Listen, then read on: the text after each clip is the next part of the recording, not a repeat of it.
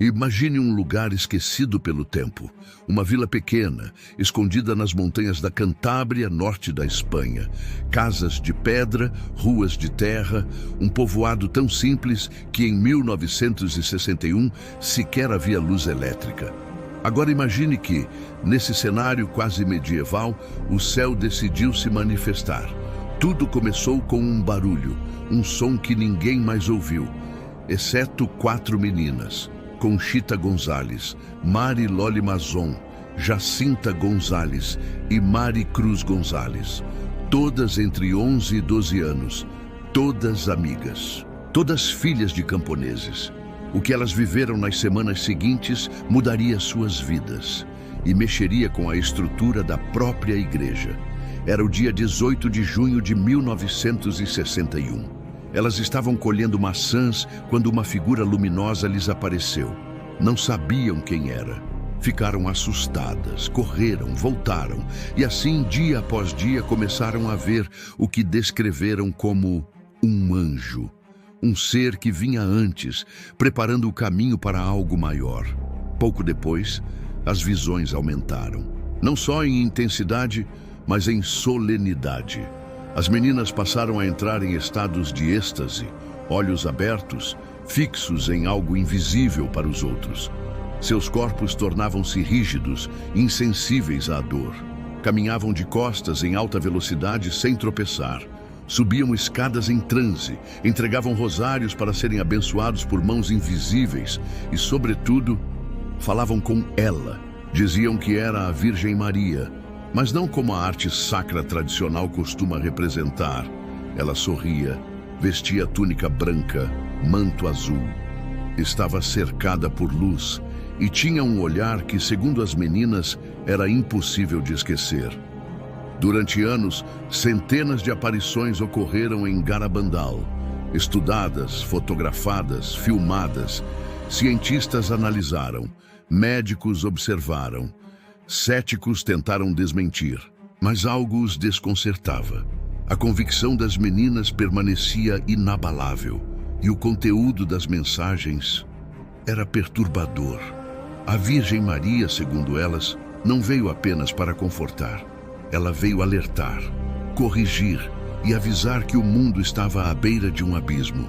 Ela falava de uma crise espiritual iminente, de sacerdotes que deixariam seus ministérios, de cardeais que se voltariam contra cardeais, de confusão dentro da própria igreja e, principalmente, de 3 eventos que se aproximavam: o aviso, o milagre e o castigo. Essas 3 palavras, simples, mas arrepiantes, ecoaram por toda a Europa e chegaram até o Vaticano. O que exatamente seriam? Quando aconteceriam? E por que tantas pessoas, mesmo décadas depois, ainda acreditam que estão prestes a ocorrer? O primeiro evento profetizado pelas videntes de Garabandal é o mais urgente, o mais iminente e talvez o mais assustador: o aviso. Elas o descreviam como um fenômeno mundial, algo que atingirá todas as pessoas do planeta ao mesmo tempo. Um momento em que o tempo parecerá parar, em que todos verão dentro de si a verdade sobre sua alma. Um exame interior forçado, inescapável. Um confronto direto com as consequências dos próprios pecados.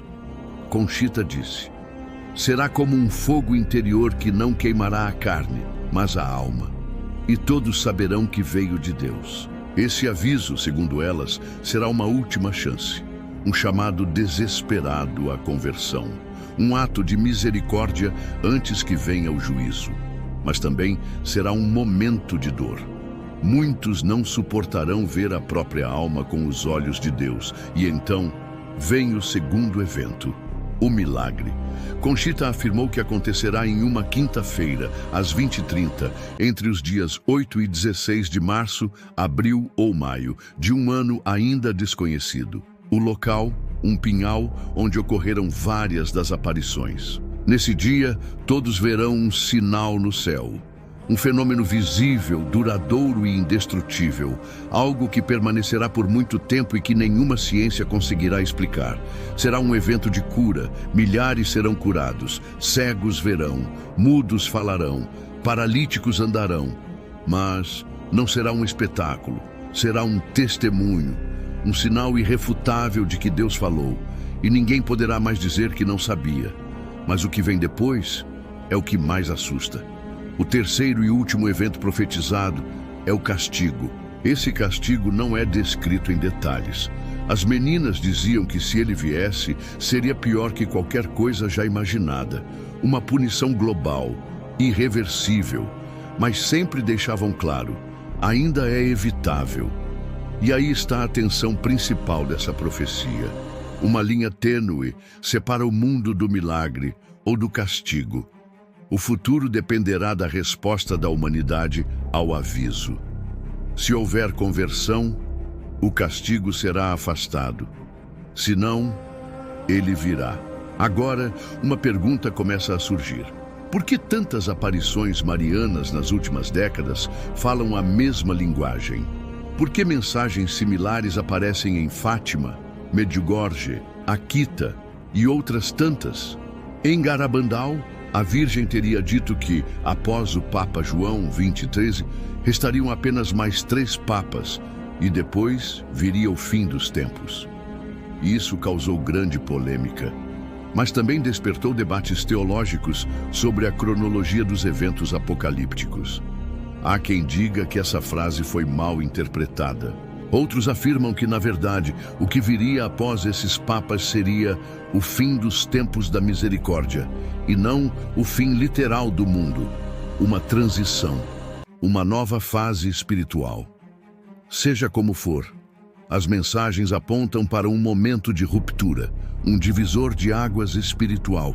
E o cenário atual, com guerras, pandemias, desastres naturais, polarizações políticas e colapsos morais, parece ecoar essa expectativa. É curioso perceber que ao longo da história, quando o céu fala, quase sempre começa por crianças. Em Lourdes, foi Bernadette. Em Fátima, Lúcia, Francisco e Jacinta. Em Garabandal, 4 meninas simples, pessoas sem prestígio, sem formação, sem influência, mas que testemunharam o invisível. E mesmo enfrentando descrédito, zombarias e até ameaças, elas não mudaram uma vírgula de seus relatos. A Igreja, por sua vez, adotou uma postura cautelosa. Nunca reconheceu oficialmente as aparições de Garabandal como autênticas, mas também nunca as condenou formalmente. Cardeais visitaram a vila. Teólogos escreveram sobre os eventos. Alguns papas teriam se interessado profundamente pelas mensagens. São Padre Pio, por exemplo, um dos santos mais respeitados do século XX, teria tido contato com Conchita e enviado uma carta pessoal à vila. Há relatos de que ele acreditava nas aparições. Ele mesmo dizia que grandes sofrimentos viriam sobre a Igreja e sobre o mundo. Hoje, Garabandal permanece como um lugar silencioso. O tempo passou. As meninas cresceram. A maioria se afastou dos holofotes. Conchita vive nos Estados Unidos, Jacinta no Canadá. Mariloli faleceu em 2009. Maricruz preferiu o anonimato. Mas o silêncio não apagou as palavras que disseram. E o mundo parece se aproximar, cada vez mais do momento profetizado. Imagine agora que tudo isso esteja prestes a acontecer, que o aviso seja real, que esteja à porta. Como o mundo reagiria se de repente todas as pessoas recebessem uma experiência mística simultânea? Se vissem em um instante tudo o que fizeram, tudo o que omitiram, tudo o que feriu, tudo o que negaram, seria como um juízo particular, um mini-juízo final, sem morte, mas com consequência. Alguns diriam, isso nunca vai acontecer. Outros, mais sensíveis, talvez sintam que algo está vindo, que há algo no ar. Uma urgência, um clamor invisível, como se o céu estivesse prestes a gritar. E se esse grito não for uma voz, mas uma luz, uma revelação interna, um despertar que ninguém pediu, mas que todos vão enfrentar? A resposta a essas perguntas pode definir não só como cada um vive, mas se estará preparado para o que pode vir depois. Durante séculos, a fé cristã sobreviveu a guerras, perseguições, reformas e heresias. Mas talvez seu maior teste não seja externo, e sim interno. Uma erosão silenciosa, um esquecimento gradual da verdade. Quando as mensagens de Garabandal começaram a circular, muitos pensaram que era apenas mais um delírio místico, uma histeria coletiva de meninas ingênuas. Mas à medida que os anos passaram e os eventos descritos se aproximavam da realidade contemporânea, algo mudou. A menção ao aviso, esse exame espiritual profundo e individual, passou a soar como uma descrição profética de um mundo à beira do colapso moral. Não seria uma punição, seria uma oportunidade, um espelho, um confronto íntimo com a consciência. E quanto mais o mundo se afasta da verdade, mais esse aviso parece necessário. Mas Garabandal não foi um evento isolado. Há um fio invisível que liga essa vila espanhola a outros pontos do planeta. Uma linha que atravessa séculos, une aparições marianas e monta um quebra-cabeça espiritual que ainda estamos tentando entender. Em Fátima, Portugal, em 1917, a Virgem apareceu a 3 crianças, Lúcia, Francisco e Jacinta, com uma mensagem clara: conversão, oração e penitência. Alertou sobre guerras, perseguições e o erro da Rússia se espalhando pelo mundo. Falou sobre o inferno, mostrou visões e deixou 3 segredos. O terceiro desses segredos causou polêmica por décadas. Quando finalmente revelado pelo Vaticano em 2000, descrevia uma cena simbólica de um bispo vestido de branco sendo morto diante de uma cidade em ruínas. Muitos questionaram: seria isso apenas uma metáfora? Ou havia algo mais ainda não revelado? Agora, compare isso com Garabandal. As meninas também falavam de um papa sofrendo, de cardeais em conflito, de confusão na igreja, de um período de grande apostasia, onde muitos perderiam a fé, e de um tempo em que seria difícil saber quem ainda falava em nome de Deus. E aqui está o ponto mais desconcertante. O que Garabandal antecipou nas décadas de 60 já está visivelmente acontecendo. Sacerdotes deixando o sacerdócio, escândalos públicos, doutrinas reinterpretadas, a verdade relativizada. A moral adaptada às conveniências sociais. Uma igreja que, em muitos lugares, parece mais preocupada com aceitação cultural do que com salvação. A Virgem Maria teria dito às meninas: bispos estão se desviando do caminho e arrastando consigo muitas almas. A Eucaristia está sendo dada cada vez com menos reverência. É necessário muito sacrifício. Mas quem escuta esses avisos hoje? Quem está disposto a mudar? Enquanto a sociedade abraça o progresso como sinônimo de abandono da fé, os ecos dessas mensagens tornam-se mais urgentes. E em cada aparição mariana, por mais distante que seja geograficamente, o conteúdo parece ser o mesmo, como se o céu estivesse gritando repetidamente, tentando ser ouvido. Em Akita, Japão, 1973, a irmã Agnes Katsuko Sasagawa, surda desde a juventude, afirma ter ouvido uma voz que vinha da estátua da Virgem Maria. A imagem lacrimejava sangue, e as palavras ditas a ela são assustadoramente similares às de Garabandal e Fátima. Ela ouviu: se os homens não se arrependerem e não melhorarem, o Pai infligirá um castigo terrível a toda a humanidade. Fogo cairá do céu e destruirá uma grande parte da humanidade. Será coincidência? Ou será que o céu está alinhado em sua mensagem? Essa repetição em diferentes lugares, línguas e culturas não pode ser ignorada. E ao mesmo tempo, há algo curioso. Mesmo os que não acreditam em profecias sentem que o mundo mudou. Há uma aceleração estranha, um peso invisível, um medo constante, mesmo que disfarçado por entretenimento e distrações. As guerras já não chocam, os escândalos já não escandalizam, as fronteiras morais foram desfeitas, a espiritualidade tornou-se um produto de consumo. E o silêncio de Deus, para muitos, virou motivo de abandono da fé. Mas E se esse silêncio for apenas a pausa antes do trovão? Conchita dizia que o aviso viria quando tudo estivesse no seu pior momento, quando tudo parecesse perdido, quando o mundo não soubesse mais em quem acreditar. Seria como um freio de emergência espiritual, um grito direto na alma. Ela também afirmou que esse aviso viria em um momento em que a igreja parecer estar desaparecendo. Parecer, não estar, mas parecer. Isso nos faz pensar: qual é o verdadeiro papel da igreja hoje? Está sendo luz no mundo ou está tentando não incomodar? Em tempos de crise, os sinais de Deus não desaparecem. Eles se intensificam, mas muitos não os percebem. Estão distraídos, entorpecidos, espiritualmente cegos. O aviso então viria para isso, para abrir os olhos, rasgar os véus, expor a verdade que foi escondida até de si mesmo. Imagine por um segundo como seria essa experiência. Você está em casa. De repente, o tempo parece parar. Você não sente dor, mas algo muito profundo começa a se mover dentro de você. Lembra de coisas que esqueceu. Sente as consequências de atitudes que achava inofensivas. Percebe que feriu, que negou, que ignorou. E então, compreende. Compreende o quanto Deus o amou e o quanto você resistiu. Essa é a essência do aviso, um toque de misericórdia que pode doer mais que um castigo, porque expõe, revela, desnuda, mas também convida, levanta, converte. Será que o mundo está preparado para isso?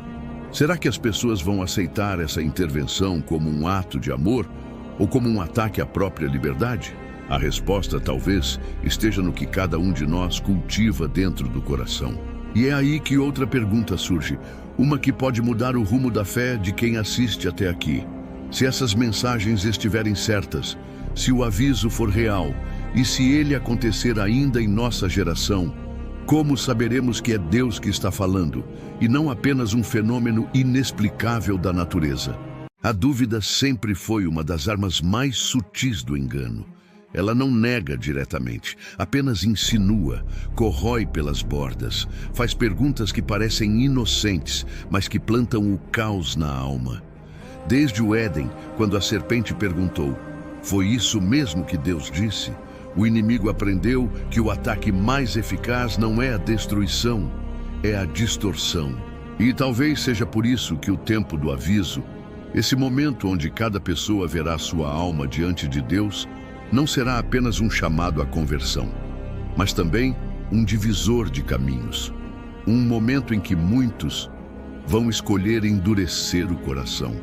Você pode se perguntar: como alguém conseguiria resistir a uma revelação tão clara, tão direta, tão espiritual? Mas pense bem, a verdade pode doer mais do que a ignorância, e nem todos estão dispostos a mudar. Nem todos querem encarar quem realmente são. Nem todos querem luz, porque luz revela, expõe e exige resposta. É por isso que o tempo do aviso também será o tempo da maior batalha espiritual da história moderna. E ela não será travada apenas fora das igrejas, mas dentro delas.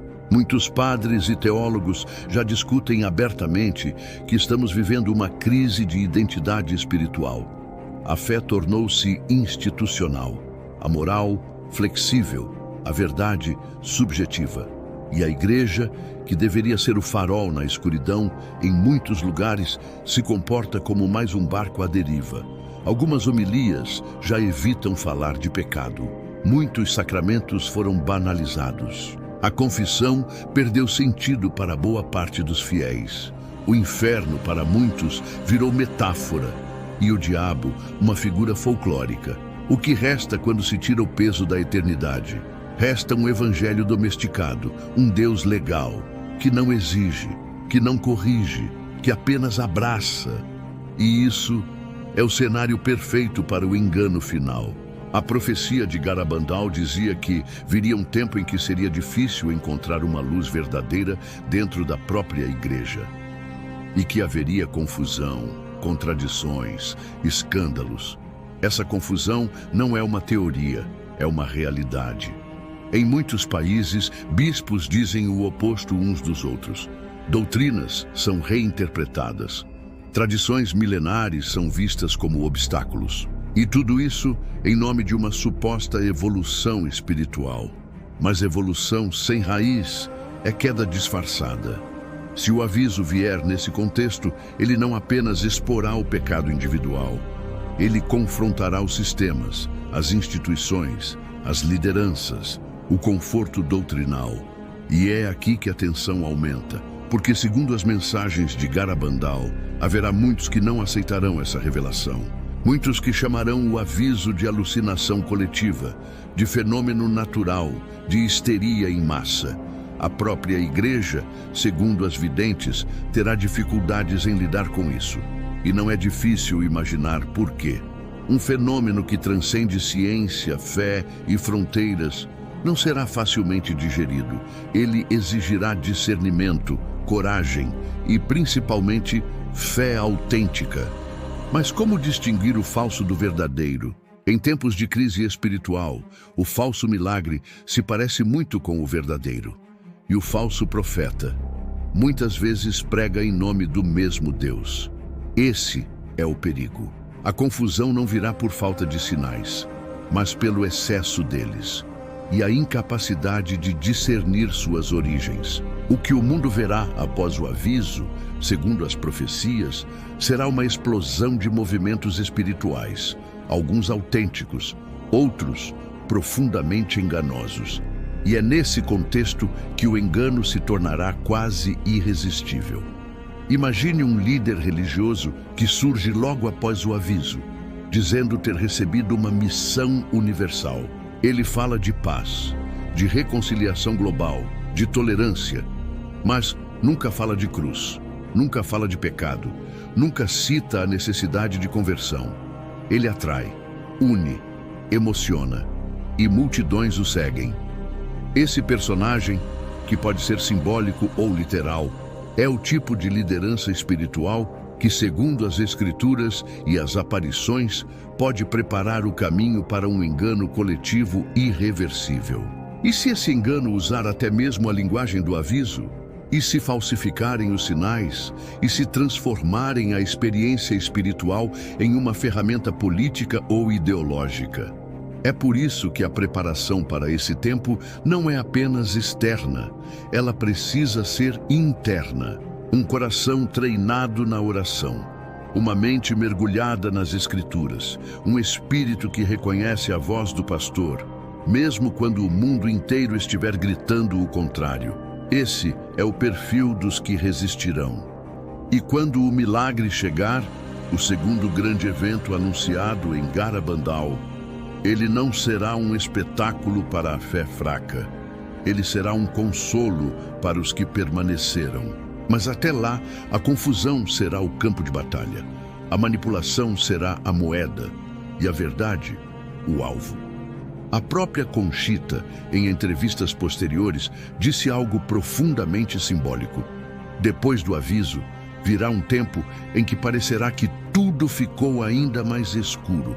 E isso diz muito, porque quando a luz revela, ela não resolve tudo de imediato. Ela apenas mostra o que estava escondido. Então a decisão precisa ser tomada. Aceitar ou rejeitar, recomeçar ou continuar fingindo. Essa é a virada profética que Garabandal anuncia e que tantas outras mensagens do céu também parecem confirmar.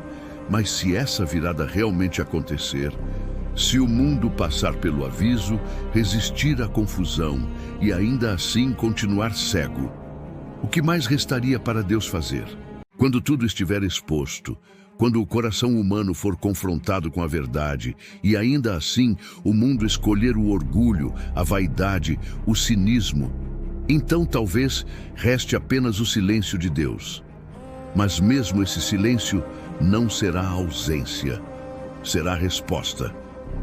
Conchita sempre dizia que o aviso não vem para punir, ele vem por misericórdia. Ele não será a última chance do mundo. Será a última chance antes do juízo começar. Porque logo após ele, se não houver resposta, virá o segundo sinal, o milagre. E esse será tão poderoso, tão sobrenatural, tão claro que não deixará espaço para dúvidas. Será visível a todos no local de Garabandal. E um sinal permanente, que não poderá ser tocado nem apagado, ficará lá para sempre. Imagine uma coluna de luz, uma presença constante, um lembrete vivo. Mas, mesmo assim, mesmo com tudo isso, a humanidade pode escolher fechar os olhos. E é por isso que o terceiro evento, o castigo, ainda paira como uma nuvem distante, mas possível. As videntes de Garabandal sempre repetiam: o castigo não está determinado, ele pode ser evitado, mas o tempo está se esgotando. Não seria a primeira vez que Deus adia seus planos por amor. Em Nínive, Jonas anunciou destruição e o povo se arrependeu. Deus poupou. Em Sodoma procurava justos, mas encontrou silêncio. Em Jerusalém, chorou sobre a cidade porque sabia que o coração estava endurecido. A pergunta é: o que ele encontrará agora? Se o mundo está caminhando para um ponto sem retorno, o que resta aos que ainda creem? A resposta é simples, mas exigente: fidelidade. Em meio ao ruído, manter-se firme. Em meio ao caos, guardar a paz. Em meio à confusão, mergulhar na verdade. E essa verdade não é uma ideia, é uma pessoa, é Cristo. E é justamente isso que o céu vem gritando. Não com fúria, mas com dor. Uma dor de mãe, de alguém que vê os filhos caminhando para o abismo. E mesmo assim não desiste. Essa é a face mais forte de Garabandal. Não é apenas profecia, é clamor. É um apelo desesperado do céu para que a humanidade volte ao essencial, ao sagrado, ao verdadeiro. O tempo corre e talvez, só talvez, você que chegou até aqui neste vídeo não esteja aqui por acaso.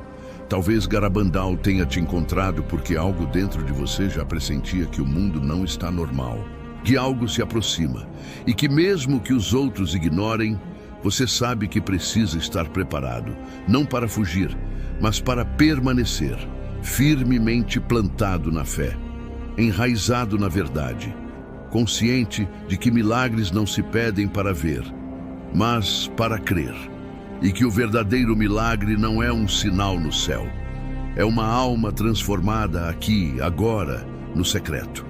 E se você sente que essa mensagem fez sentido, onde que ela te tocou em alguma parte que você mesmo não sabia que estava adormecida, então não deixe isso passar. Você pode continuar essa jornada com a gente. Aqui, buscamos entender os sinais, investigar as profecias e dar voz às mensagens que ainda ecoam entre os que vigiam. Inscreva-se, não por número, mas por missão, porque se o céu ainda está falando, alguém precisa escutar. E às vezes, tudo o que Deus precisa é de um só coração desperto.